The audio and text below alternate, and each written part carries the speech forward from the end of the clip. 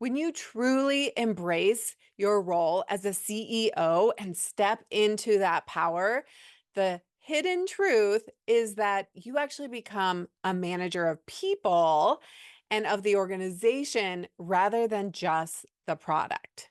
You may have started your business to get away from people, to get out of a toxic company culture, but surprise, you now get to create your own culture. And today in the podcast, we're going to be talking about how to really cultivate and focus on creating an amazing culture, even if you are a business of one. Welcome to Your Food Business Success. This podcast is for early stage entrepreneurs in the packaged food industry ready to finally turn that delicious idea into reality. I'm your host, Sari Kimbell. I have guided hundreds of food brand founders to success as an industry expert and business coach, and it's gotta be fun. In this podcast, I share with you mindset tools to become a true entrepreneur and run your business like a boss. Interviews with industry experts to help you understand the business you are actually in, and food founder journeys so you can learn what worked and didn't work and not feel so alone in your own journey. Now let's jump in. Welcome back to the podcast. I'm so excited you are here with me today, and we are continuing the CEO series, and I cannot wait to talk to you about this topic today. It's all about cultivating and creating an intentional culture. Whether you like it or not, your business has a culture. And it could be a business of just you, but you are still creating culture. You are still creating a way of being in the world.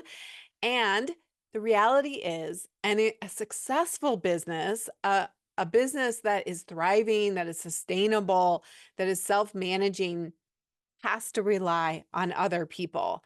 The little secret is when you become a CEO truly in your business, you actually become more of a manager of people and really holding the intentional culture that you want to set, holding that tightly, holding the guidelines, the boundaries, the guardrails of that. That becomes your number one job over the product. That's all secondary. It all becomes about inspiring people, creating a great atmosphere to work. And you might be thinking that I'm just talking about, well, when I'm big enough, when I have a team, when I can hire people. No, I am talking about right now, even if you are starting out as cottage food, as a person of one, wherever you are at, you get to decide as a CEO, putting on your CEO hat, that you are creating an incredible company culture. I would argue that it's actually the most important to be thinking through some of these things before you ever hire a team. You don't want to bring in nasty habits that you have formed as an entrepreneur and then hire, hoping people will just read your mind and solve your problems, and then you don't know how to communicate, you don't know how to create great culture, and you end up those first couple hires can be really painful. So I'm trying to save you from that pain. I have seen it over and over again, and it is possible to avoid some of the pain. Yeah, you're going to have some learning and some mistakes, but by becoming a CEO, even if you're just a solo entrepreneur right now, still putting on your CEO hat and deciding ahead of time what kind of culture you want to create in your business is so essential. I would imagine that some of you, if not many of you, have this vision, this dream of starting a business to get away from maybe a poor company culture, right? A toxic company culture. And that you have visions of like, I'm going to create something that's way better. Or at the very least, you're like, I'm going to work for myself so that I don't have to deal with a toxic boss. I don't have to deal with unreasonable requests. And I get to, steer the ship, captain the ship, and decide when I'm going to work and how I'm going to work and all of that, which is one of the huge benefits of entrepreneurship. But I see over and over again, we actually don't learn how to do this. This doesn't come naturally, right? Most of us don't get trained in organizational cultural leadership. And I am obsessed with it. It's something I've always really loved to learn about. And like I said, I've seen both sides where I've had amazing leadership and I've had really toxic, really poor leadership. And I see how everything breaks down when it's the poor leadership. Okay, so I'm going to get into the why and what it is, but I'm going to remind you a couple more times that I don't want you to just be thinking about, oh, this is when I have a team, because most likely you already have a team, even if it's some service providers like a graphic designer, or maybe you're working with somebody like me, or you have other people that are helping along the way. So it may not be, officially like your employee team, but we all are having to work with other people. Your business does not get done without other people helping you, not an island, right? So we all need people all the time in our business. It just grows as our business grows. But even that, I don't want you to think, well, it's just about other people. I want you to be thinking like, okay, this is me in my business and I am a team. I am a member of my own team. And so I want you to apply everything I'm talking about today to, yes, to an outside team, but also to you as the boss, as the maker, as, the manager, wearing all your different hats, apply these things to you. All right, so the first thing is, why is company culture so important? Well, number one, it attracts strong talent. Again, that could be you. You have strong talent. You make an amazing product. You have desire and excitement and willingness to try a business. So attracting strong talent is a huge reason. Then retaining great talent. I was reading some stats about this morning to prepare, and 62% of people who quit their jobs name toxic culture as the reason. And that was the number one reason that people quit jobs, over salary, even over a boss that they didn't like or disagreed with. It was a toxic culture. So we want to retain people, and that includes you. And a great culture increases productivity, efficiency, innovation, and customer service. And I would hope as a CEO that we can all agree that yes, we want more of that in our business. In all the literature and all the books that you read about company culture, one of the first things that they all talk about is that you need a clearly defined mission, vision, and values. This is a non-negotiable for any kind of business. I don't care how small you are. And if you're a solopreneur, you probably have at least a general idea of what this is in your head. And believe me, these can evolve over time, but we want to get it out of our heads. You have a vague idea of at least what your mission is, right? At least a little bit of your vision. Some of you are much clearer than others. It's okay.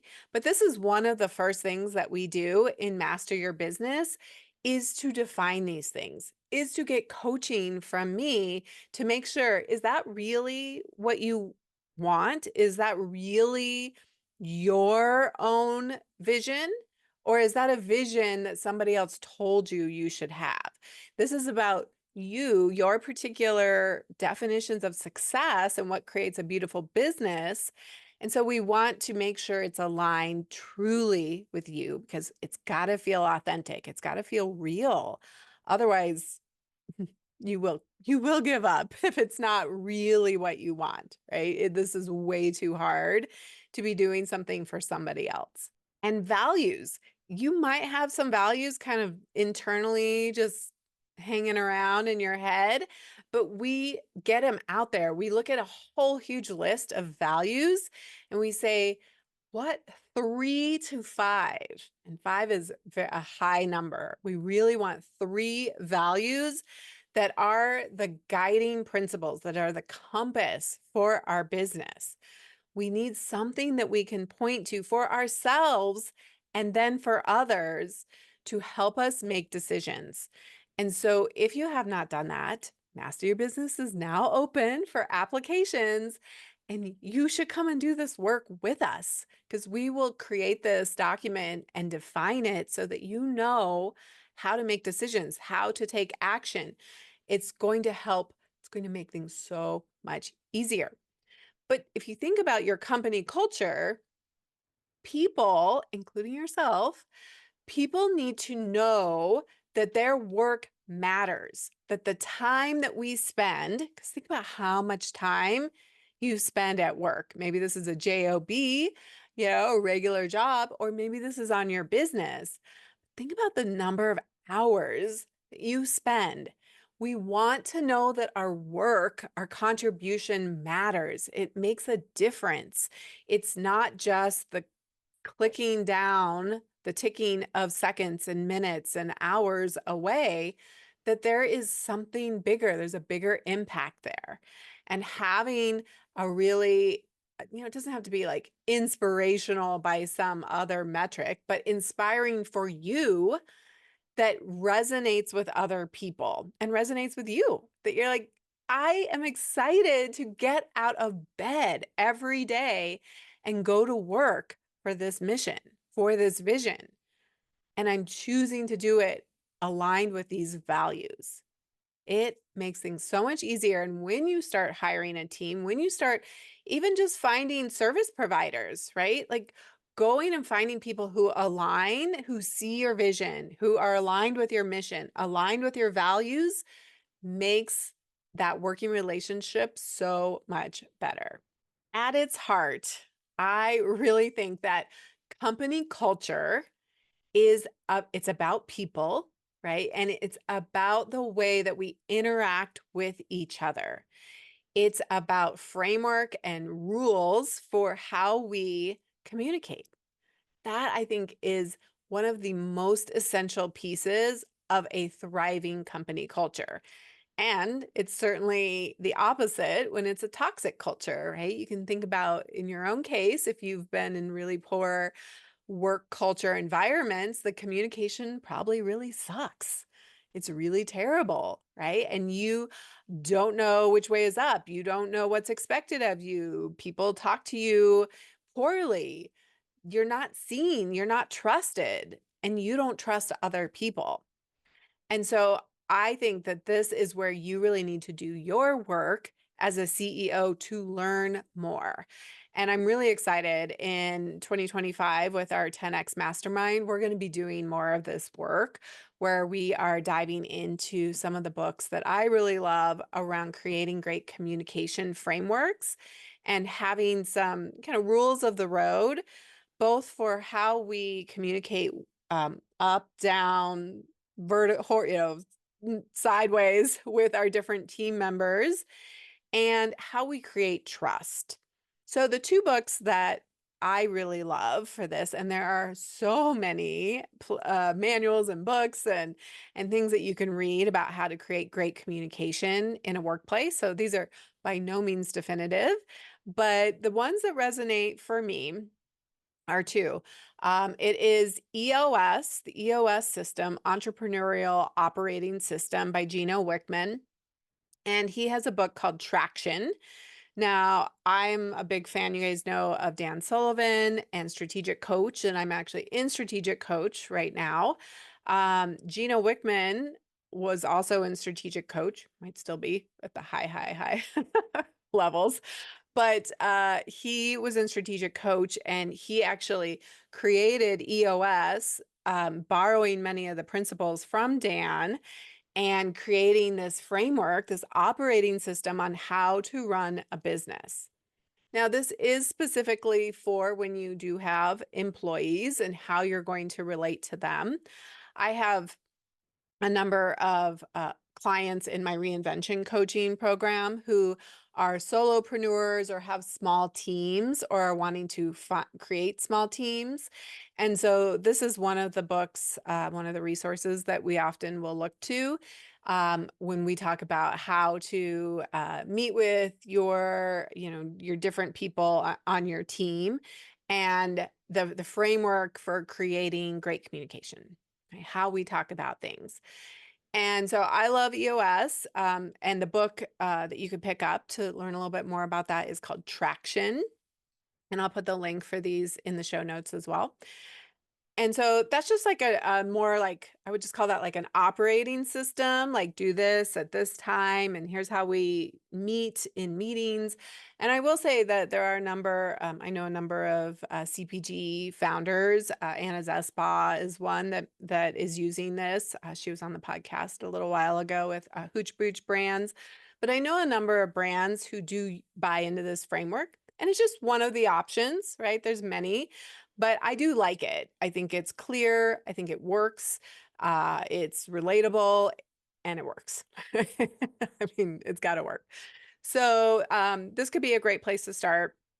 And then one of the things that I like combining that with the work of Brene Brown and her book, Dare to Lead, which I highly recommend as you start to think about what does it look like to create a trusting culture? Because without trust, we don't have performance. We don't have what's kind of the buzzword right now is psychological safety. And so people are willing to risk. They're not willing to innovate. They're not willing to put themselves out there, right? If they don't feel safe. And so I love Brene Brown. She has an acronym in the book called Braving. And it's all about how do we create trust with each other and also self-trust. And that's why I'm going to come back and say, this isn't just about when you have a team. This is about you right now as a solo entrepreneur in your own business. Are you creating self-trust? And I'm just going to run through the acronym really quickly. Again, highly recommend you pick up the book and that it becomes, I'd say those two books would be like my company culture manuals, right? The two that I would use. And I think it's important that as a CEO, you just have to decide. You have to figure out like what resonates with me and then make decisions and just stick with it, right? Like maybe it's some other totally different framework. You do your research, or you can just trust me and be like, I like Sari. I think she's got it figured out. We're going to go with this, right? That's okay too. But the acronym stands for boundaries, and I'm just going to read some of the descriptions around self-trust because many of you are probably solo, but it is, did I respect, so the B is boundaries. Did I respect my own boundaries? Was I clear about what's okay and what's not okay? R is reliability. Was I reliable? Did I do what I said I was going to do? Not just in the business, but also with your family, with your self-care, with other commitments that you are making. Accountability. Did I hold myself accountable? Did I do what I said I was going to do? Did I admit my faults if I messed up? Did I own things that were mine to own? Did I make amends? V is vault. And that means that you are trustworthy and that you are holding the things in that should not be shared with others. So did you respect your own vault and share appropriately? I is integrity. I'm a really big fan of this word integrity. And one thing I just want to note is that integrity comes from, I believe, the Greek that just means whole, right? So we tend to take a moral attitude with the word integrity, sometimes get a little bit warped, but this has nothing to do with morality or religion or anything. This is about being whole within yourself. Like, did you act in a way that feels in alignment and whole? Or were you out of integrity where things are splintered and, disintegrated? Did you act from a place? Did you make decisions? Was your yes a true yes? Like, these are the things that it means to act from wholeness, from oneness within yourself. And it's so important that we get really clear on our own integrity. Nothing to do with religion or morality. N is non-judgment. Did I ask for what I needed? Was I non-judgmental about needing help? And this is, oh man, you guys, we got to ask for more help. We need to seek outside support. We need to get help and ask for it. So many of us are just so wired that we can't ask for help. We should just be able to figure it all out our own. Who said? I personally think it shows more character and more leadership to ask for help, to go find who's, to seek out resources, to not believe that you have to figure all of this out on your own, and that we want to be really non-judgmental with ourselves. And then G is generosity, which is one of my core values. So, again, one of the reasons I love this, but was I generous with myself? Right. And much of the time, that just has to be generous with words. Was I like, yay, congratulations, like patting myself on the back, or am I being really mean to myself? Like being really generous with love for ourselves. You guys are doing really hard work.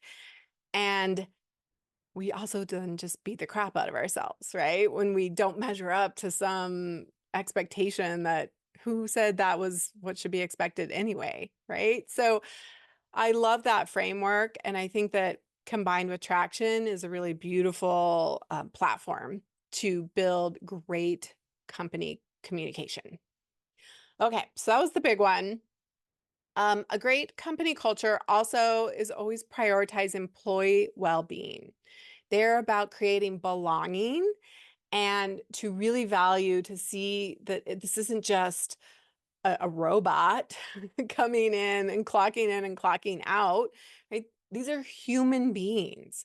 And the more, the best CEOs in the world are the ones who really understand that you are in the people business and that it is about managing people and seeing them as humans, the humans that we are, and all the flaws and all the ways that we mess up, and how do we still motivate each other and how do we still motivate our team?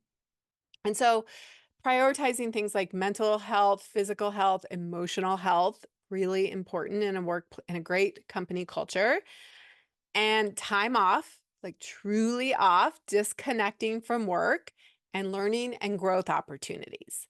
So again, I'm going to circle this back around and say this is not just about outward team. This is about starting with you first. Are you prioritizing? Are you taking care of your mental health, your physical health, your emotional health? Are you giving yourself actual time off? Listen, I know how it is as an entrepreneur, and we get addicted to the dopamine hit of our phones and our email and the dings and all the things. And it is so important that we disconnect and actually take real time off. The business will still be there. Now, I'm not saying you're not going to need to hustle. I'm not saying that you're not going to be working maybe more than you ever did in your life at a regular job when you start a business. I'm all about the hustle, but it's also creating really good boundaries and frameworks for what does your job as a solopreneur, what does that look like in your business so that you also can maintain physical, emotional, and mental well-being. And we don't do this. We just go, go, go, go, and then we burn out. And believe me, I am speaking completely from experience here. I was very close to burnout in the fall of 2022. And that's when I told you guys about creating a beautiful business in episode 208. And that was my big shift for me. Is like, I'm not going to do it this way anymore. This is exhausting. I do not like going to work. And that's exactly what we don't want, right? So it starts with you. And would you actually want to work in your own business? Think about yourself as if you were an employee. And in many cases, you are. You're only a CEO for a very small portion of that time. The rest of the time, you are an employee.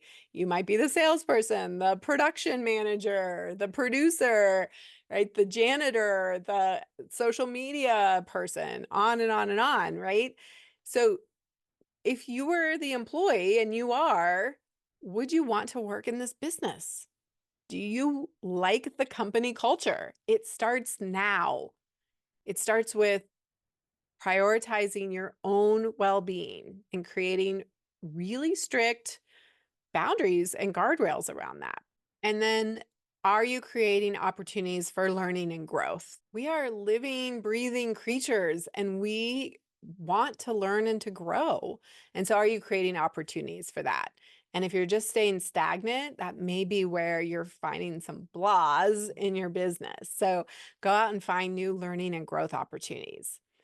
And along these lines around employee well-being, I mentioned belonging. And I think that this is a really important piece about your company culture, that you really get to know and understand your employees and yourself, that you feel like you belong, that you are seen, and that you are not just an automaton who's just clocking in and doing, right? That like we see you as a whole human.